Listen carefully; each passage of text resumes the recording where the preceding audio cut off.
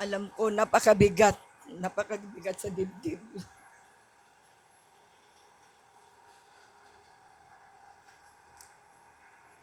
Masakit kasi,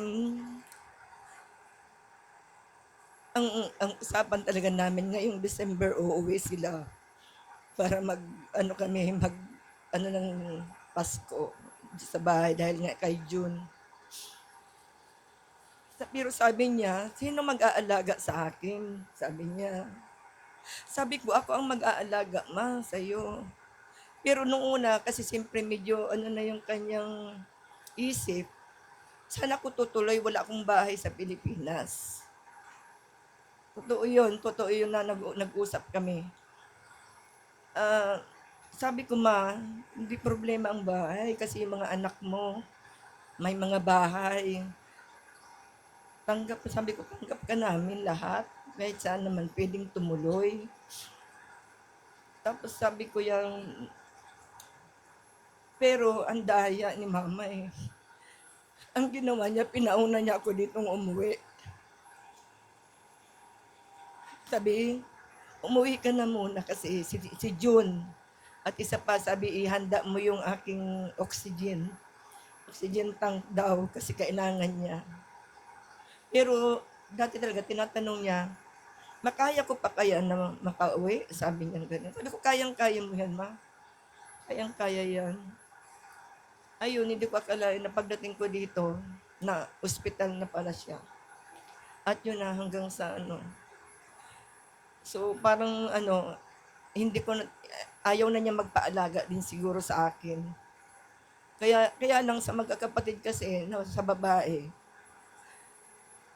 maswerte yung tatlo kong, yung mga kapatid kong nasa Amerika kasi talaga matagal nilang nakasama. Pero kami, hindi ko masyado. Pag ano lang siya, pag nagbabakasyon. Kaya ang sakit sa dibdib. Ma, daya mo, di ba lang kita nakasama sa, sabi ko nga,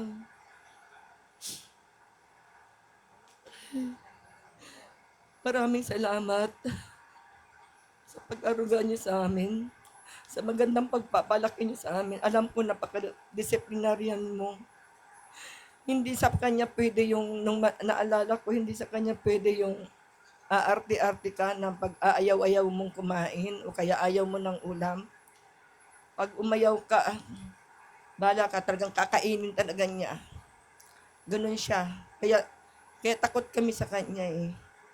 Hindi naman yung takot na ano, kundi talagang pinaninindigan niya yung kanyang sinasabi. Um, so yun ang magandang na ano namin sa Kimama. Yun nga, yung hindi kami nag-aaway-away. Kung minsan may mga misunderstandings, pero hindi yung talagang sabi nagsisigawan.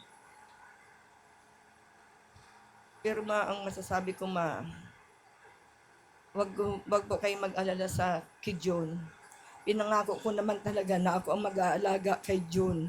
Sa akin maiiwan si John. Pero andyan pa naman yung mga kapatid ko, siyempre, tutulungan din nila ako. Andyan naman sila na susuporta din, dadalaw. So, maraming salamat. Sa mga, ano ba, sasabihin ko na yung sa mga nakiramay po sa amin, lalo na yung mga nanggaling pa sa malayo. Maraming pong salamat sa inyo. Talagang hindi nyo maanan si mama. Talagang hindi nyo rin mahindian na hindi talaga mapuntahan. Lalo na yung galing sa Tambungon. Alam ko napakahirap ng daan ngayon. Talagang sinuong nyo talaga yung malakas na ano para nang makarating dito sa burol ni mama o sa pagdibing. Maraming salamat po. Sa mga friends, relatives, at sa iba pang mga kapitbahay namin, no? Mga kaibigan. Okay.